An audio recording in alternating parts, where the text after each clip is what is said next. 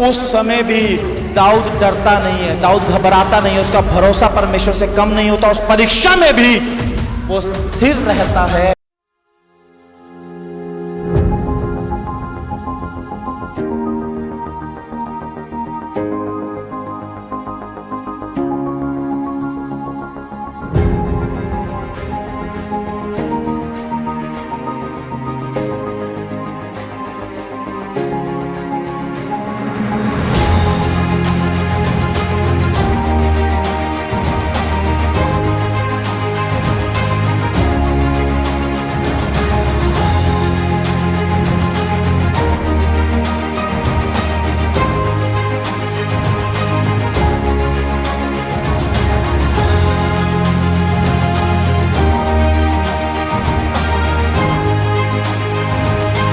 Shadrach, Meshach, Abednego के साथ साथ आप बहुत सारे बाइबल के अंदर व्यक्ति देख सकते हैं। अगर आप दाऊद के जीवन के बारे में बाइबल में ध्यान से पढ़ोगे, दाऊद एक चरवाहा था, एक साधारण सा लड़का, 15-16 साल की उम्र थी जब परमेश्वर ने उसको राजा होने के लिए चुन लिया। जैसे ही राजा होने के लिए उसका चुनाव हुआ, उसका अभिषेक हुआ, बाइबल बोलती है उसके कुछ टाइम के बाद से ही जब शाऊल को पता चला कि ये मेरे बाद राजा बनेगा, जो इजराइल का राजा था, उसने अपनी सेना को इस लड़के के पीछे, दाऊद के पीछे लगा दिया। देश का राजा खिलाफ है, देश की सेना पीछे मारने के लिए लगी हुई है, उसी देश में रहता है, खुदा इसके साथ है, इसको सेना का कोई जवान मार नहीं पाया।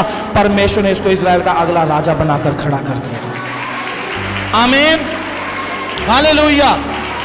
राजा बनते ही दूसरे देशों की सेना ने इसके ऊपर हमला कर दिया। इसके देश की सेना छोटी सी है, सामने वाले देश की सेना हजारों में है, हमला कर दिया, तो भी दाऊद उनसे घबराता नहीं है, दाऊद लड़ाई से डरता नहीं है। दाऊद का भरोसा परमेश्वर के ऊपर है। वो बोलता है मैं नहीं मरूंगा वरन जीवित रहूंगा और परमेश्वर के बड़े बड़े कामों का वर्णन करता रहूंगा।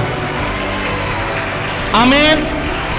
युद्ध को जीत लिया, युद्ध को जीत लिया, इजराइल का राज्य उसने स्थिर किया। और जब कुछ साल बीते, उसका खुद का बेटा उसके खिलाफ खड़ा हो गया। उसके खुद के बेटे ने उसको इजराइल से भगा दिया, खुद इजराइल के ऊपर राज्य करने के लिए बैठ गया। उसका नाम अबशालोम था। और उस समय भी दाऊद डरता नहीं है, दाऊद घबराता नहीं है, उसका भरोसा परमेश्वर से कम नहीं होता। उस परीक्षा में भी वो स्थिर रहता है और कुछ समय के बाद उसको फिर से इजराइल का राज्य मिल जाता है। आमीन, हालेलुया।